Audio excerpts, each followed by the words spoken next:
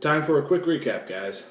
So, alright, we have had 2 weeks go by without a recap on our game, and that's partially my fault, partially the fault of kids being sick and having to stay home, or the weather making them stay home, and all this and that, so I haven't had a chance to actually sit down and do this. But I do record a audio thing on my way home every night from our games, so I remember certain things. And I wrote some things down, and yeah, here we go. So what happened? We started off with Soren and Tulio kind of checking out the area, the pillars, trying to figure out what all was going on.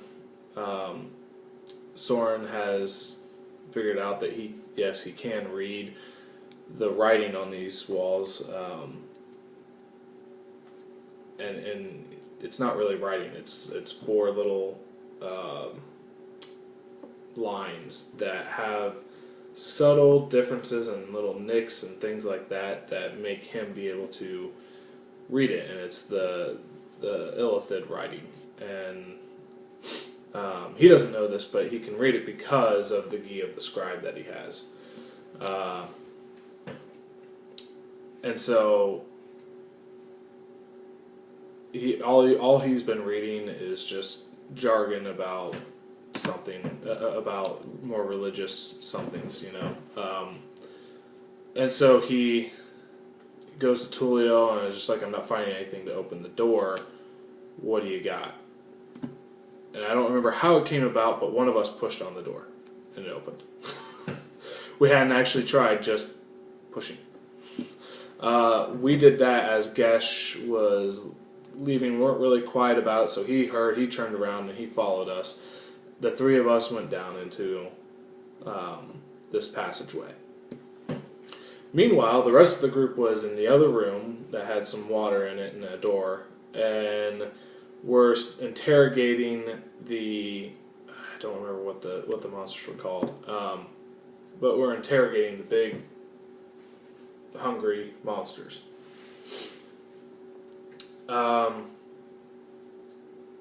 They had tied them up and made sure that they were all living. I think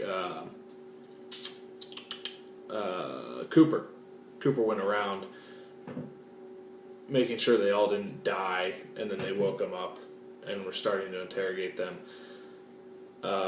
when they heard noises coming up the stairway and went to go block the door. When that happened, there were some words and some talking, and they didn't quite understand each other from the other side, and it was all very confusing. Miguel put on a fake granny voice and told him to go away. The person on the other side of the door was like, well, no, I shouldn't go away. I should be going up through here. I need to go. I believe there was a shot. I can't remember if it was Miguel that took it. As my character was heading down the passageway, I was letting them do their thing there without writing a whole lot down about what was going on over there. So they, through means, eventually opened the door and discovered another party member. And again, my character wasn't around that way, so I didn't catch the character name.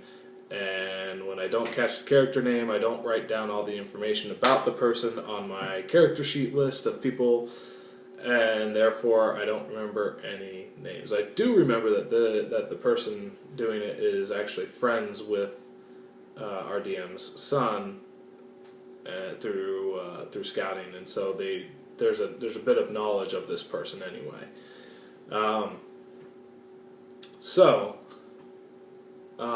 I missed a lot of what kind of went on there. I'm going to try and make sure I pay attention to that stuff whenever we kind of separate, so that way I'm not just writing a video about, well, I don't really know what happened over there, and I don't really know what happened over there, but what happened here was this.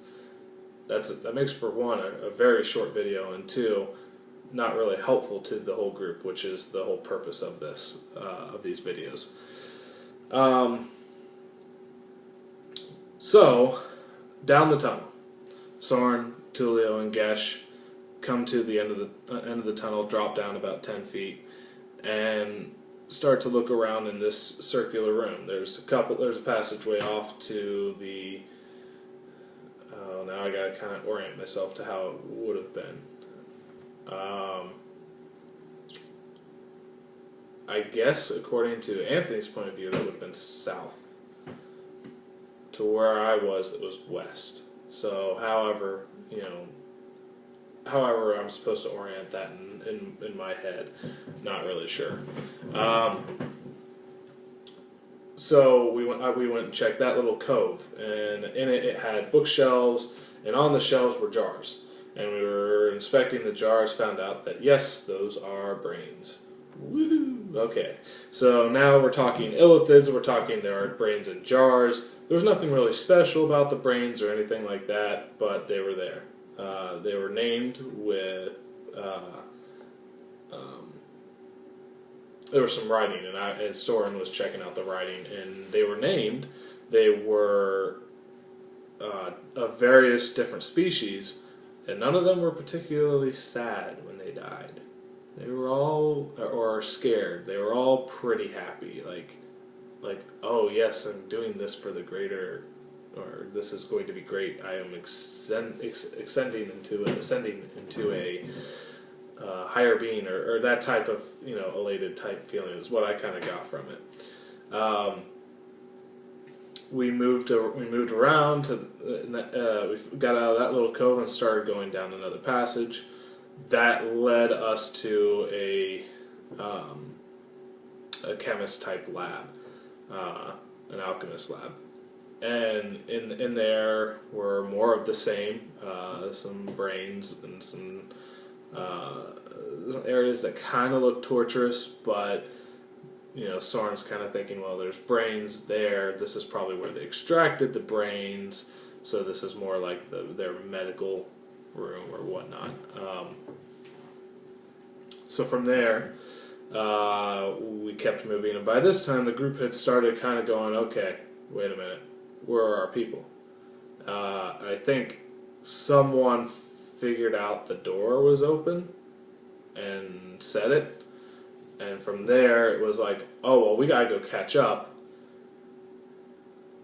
And so what they did was they just, instead of continuing the question or take a prisoner, they summarily executed all of the tied up prisoners, and then continued to follow us in haste.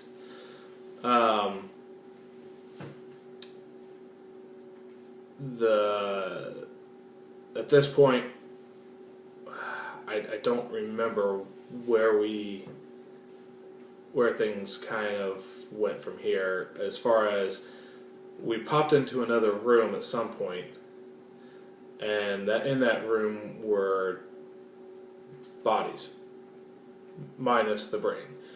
They had holes in either the crown of their head, kind of capped off to extract the brain, and then some of them had little holes like that, circular holes right there in the forehead.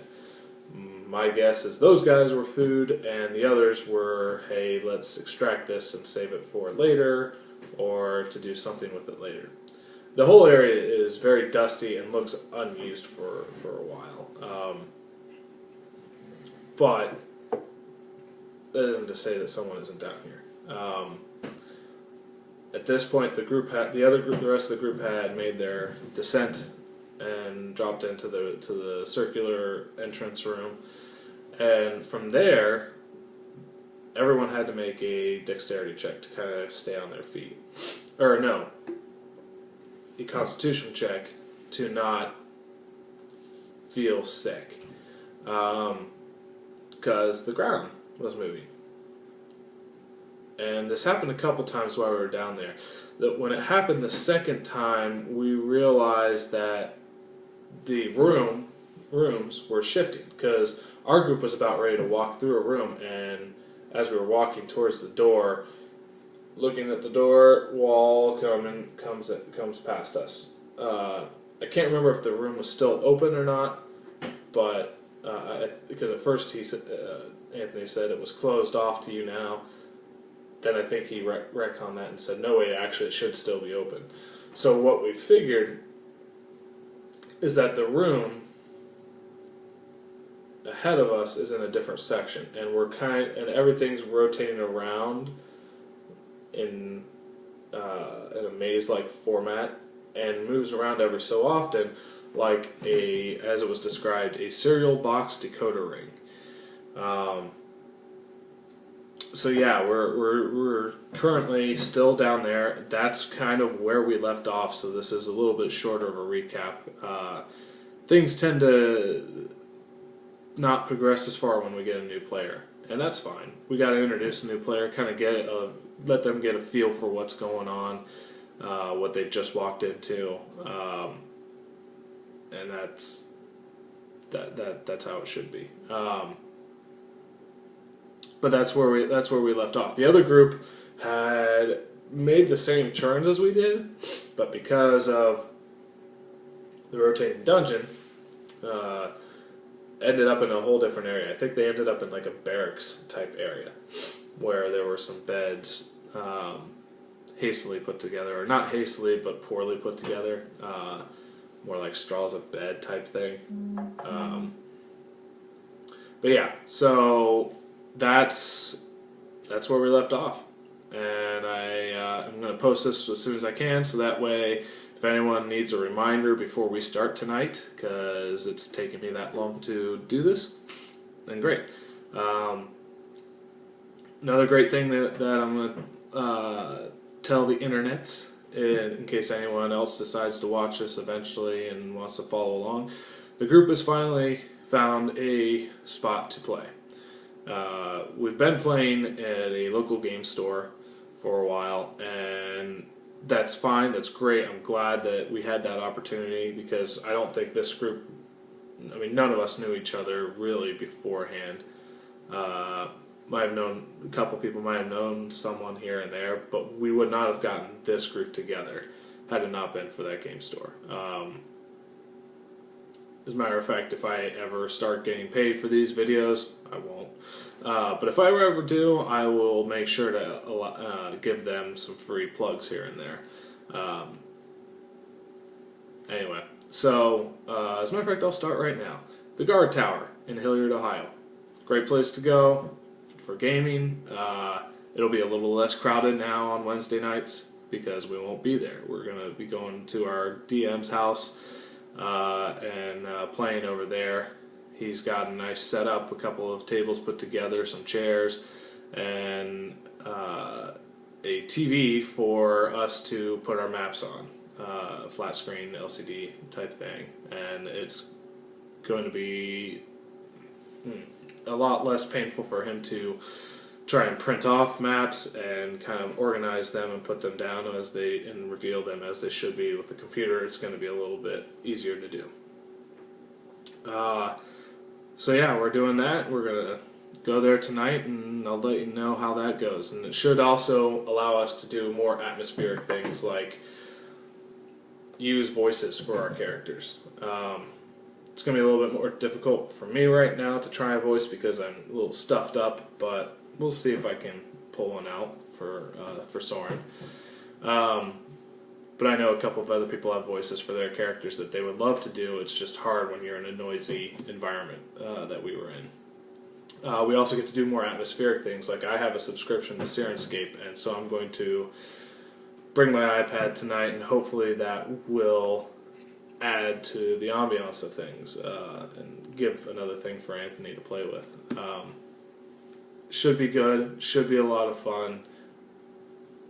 I think we're going to kind of have a hard time getting started, is my opinion, just because we're all going to be like, oh, what about this? Let's do this, let's do this, oh, ooh, hey, yay, we're here, type of feeling. But I think it'll all be good. I think it'll end up being for the better, and I think we're all going to have a good time.